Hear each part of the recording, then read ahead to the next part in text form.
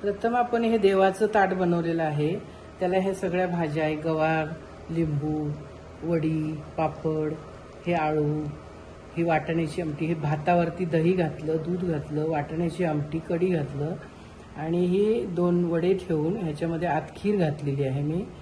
तर आपण अशा वाट्या नाही ठेवू शकत, त्यामुळे हे असं घातलं.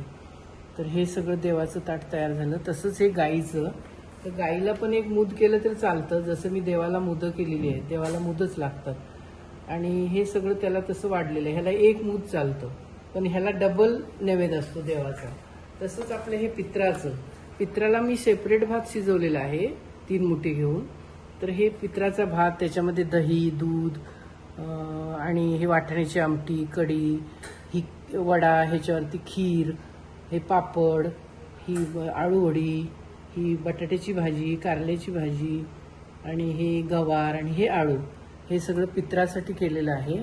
तर प्रथम आपण देवाला नैवेद्य दाखवू.